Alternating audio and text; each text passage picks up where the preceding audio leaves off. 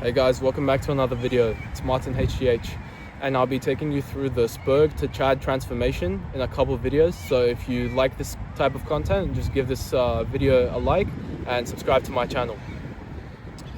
So today's topic is going to be how to dopamine detox properly. So you may be wondering, what is a dopamine detox? So a dopamine detox is basically when you get rid of all the external dopamine, all the instant gratification in your life. Or you attempt to reduce it significantly to the point where it doesn't affect you. So you may be wondering, how does dopamine affect you? Or more importantly, what is dopamine? So dopamine is a chemical that is basically the pleasure chemical. So let me start off with a story about myself. So it was 2021, and it was pretty much quarantine. I was 13 years old, 12 years old, and I was pretty much doing all the bad habits, eating junk food, watching porn, watching Netflix, not exercising, not going outside, not socializing, playing video games, and pretty much I was not productive. I kept scrolling on Instagram, or I had every single social media you can think of, and pretty much I was hooked on my device. I had around an 18-hour screen time. I was sleeping at 4 a.m., waking up at 2 p.m. And pretty much I was addicted to Discord and Instagram and all these social medias. And my diet consisted of Oreos and milk and pretty much anything that's processed. And I sort of had this weird look to my physique. I had this look called skinny fat, and this is probably what you have. And this is caused by eating too much processed food while being in a calorie deficit / moving around. So you're not fat, but you're not skinny. So you're in this awkward little phase of looking like a pear / mango. So you might feel empty right now. You might feel in a sort of similar way. When I said, oh, I was addicted to this, I was addicted to that, you might have felt some sort of aspect that's similar to you. And pretty much I'm here to fix that. And this video will also help you find a sense of purpose in your life and pretty much guide you. So pretty much dopamine is caused by doing anything that's instant gratification. So instant gratification activities is basically doing something that feels good in the moment, but it will make your life worse in the end. For example, eating junk food. Imagine eating junk food. Imagine eating a chocolate bar. Pretty much you're eating it and it tastes really good in the moment, but everyone knows that you'll get fat in the future, or you'll get diabetes, or you get the point. It's not better for you. It's not good for you. Delayed gratification is on the polar opposite, something that feels bad or uncomfortable in the moment, but pretty much makes you a better person in the future. For example, this could be reading or exercising, which causes you to become a better person in the future, but might feel uncomfortable or boring or unpleasant now. So with a dopamine detox, you want to optimize and pretty much make your whole life about delayed gratification activities. So replace your instant gratification with delayed gratification. So, for example, instead of watching Netflix or YouTube, I could instead read. This is still consuming content, but it's educational content that isn't as fast-paced.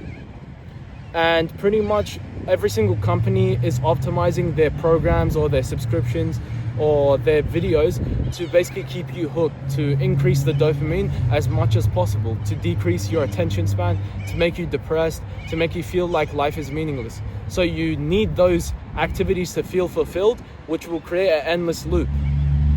So I'm here to break you out of that loop. Firstly, you want to quit all of these. And I'll give you step one. So step one is to delete social media and phone games. So I want you to go on your phone right after this video, or maybe pause this video right now. Delete every single social media and game. I don't care how much money you've spent on the game. I don't care how much snap score you have. This is the time to realize you've wasted your time. You've wasted your life. Because in the end, if I take your phone away, if I take your computer away, you're nothing. You're nothing without your phone. I don't care if you have 1,000 followers on Instagram. You're pretty much nothing without your phone. All right? You want to maximize as much in real life time instead of in screen time. That's what my principle is.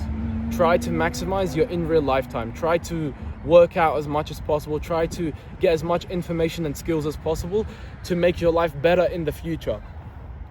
Pretty much sacrifice your comfort, sacrifice your pleasure for your future self. because you'll thank yourself in the future for watching this video and actually implementing the advice. The reason why you want to quit social media is because it doesn't actually make you social. And that might sound weird. What do you mean it doesn't make you social? Pretty much, social media stops you from being social because it gives you an addiction to watching videos, and pretty much it takes away the sense of verbal and non-verbal communication in real life. It takes away the face-to-face essence of conversation and socializing. So in the end, it probably makes your socializing and your social skills way worse than it would have been if you haven't gone on social media. For example, I know people who are very good texters. They can drag on a conversation for hours and hours with someone over text, but they can't even hold eye contact or talk to someone confidently in real life. You should do the opposite of that. You should be able to have a conversation with someone in real life and then text barely well, or you text decently because you know how to talk in real life, pretty much. So that's what you should do. And you might ask, oh, but my friends and family are on social media. Like, that's the only way I can communicate with them.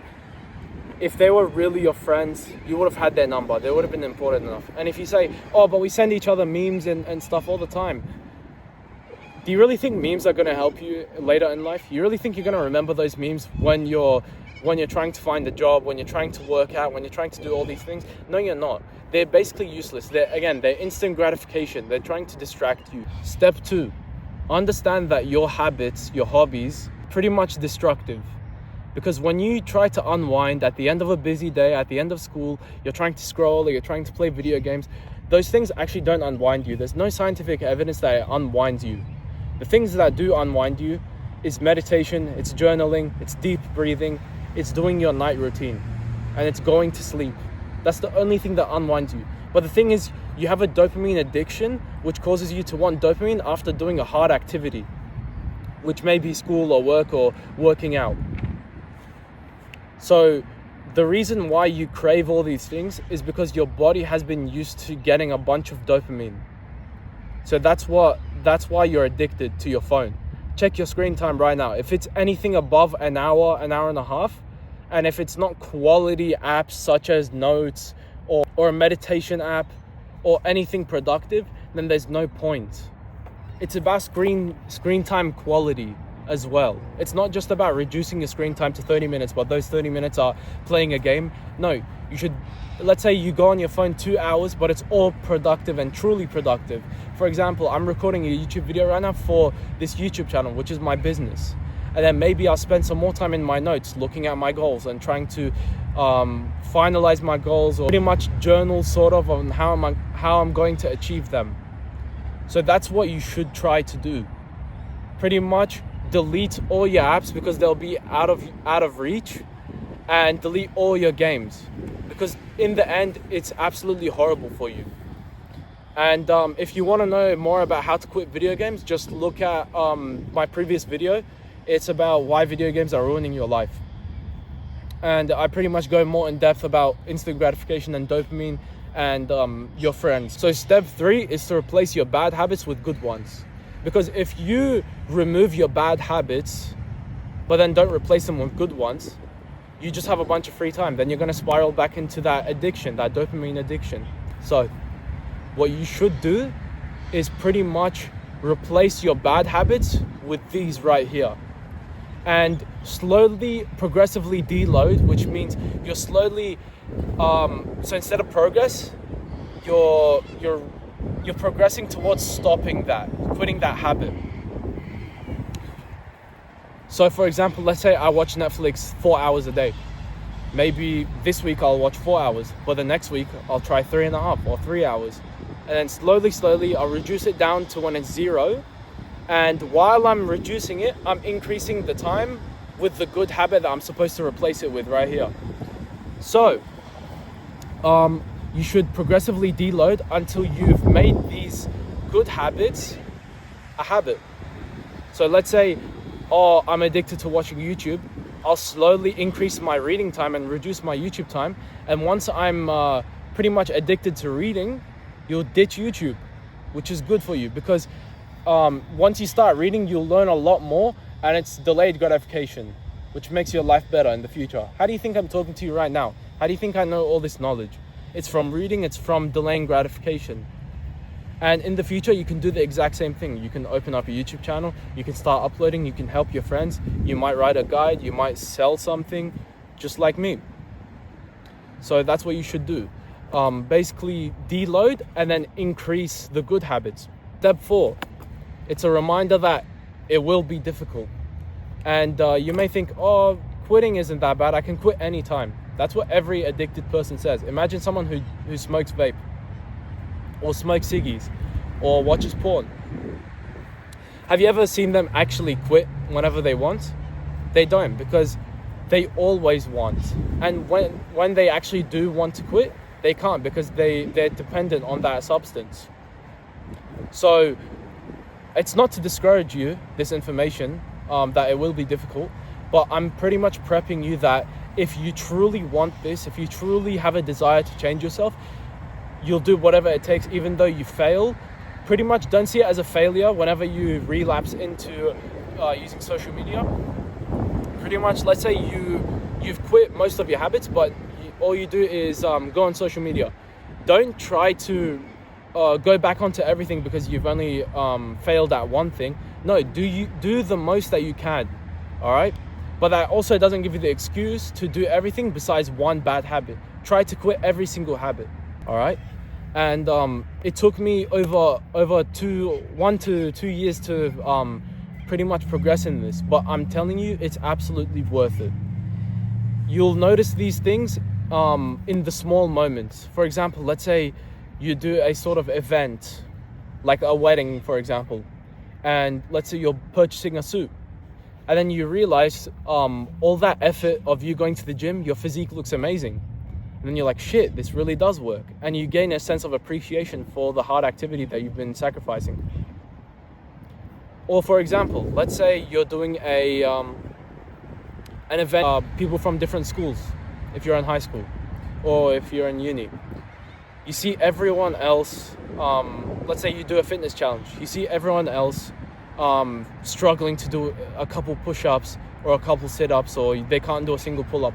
But because you've been sacrificing your comfort to do these workouts, these challenging workouts, your physique looks amazing, you're attracting more girls, and you're able to basically beat everyone. And it's not just about that, it's about improving yourself, but also it's about those small moments when you realize that it paid off. For example, I was talking to one of my old friends, and he basically told me that these girls from primary school that I also went to primary school with, they were talking to him and they said, oh, you know who had the biggest glow up? This guy named Martin. And pretty much in that moment, it was also an ego boost, but in that moment, I gained a sense of appreciation for the effort I put in to basically upgrade my looks and to sacrifice my comfort to go to the gym and to diet and to buy and to work to buy better clothes and to buy skincare and all that stuff.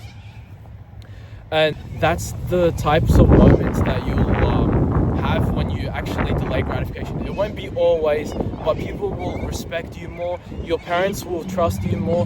For example, let's say you're not allowed to do a specific thing. That's because your parents don't trust you enough or don't respect you enough as a man to allow you to do these things. For example, I wasn't even allowed to go outside to the park by myself. And I know it comes with age, but it's also about respect.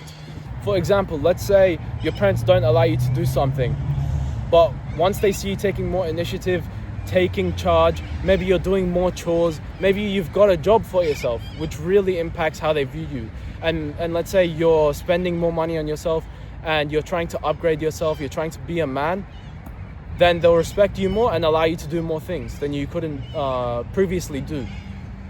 So that's the benefit. It's not just, oh, girls will talk about me and all that stuff, and I'll get more attention from females or guys. No, it's also about gaining appreciation for yourself, respecting yourself, and people respecting you, which will impact your whole life. So yeah. And by the way, boys, if you like this information I'm talking about, give this video a like and subscribe. And if you have any feedback, don't be afraid to comment down below. And also, don't forget, I have a 17,000 word Dummies guide for self-improvement, all written by me. Not a single word is ChatGPT, and it's from 3 years of experience. So the first 25 people get it for free. So get it while it's there. Thanks.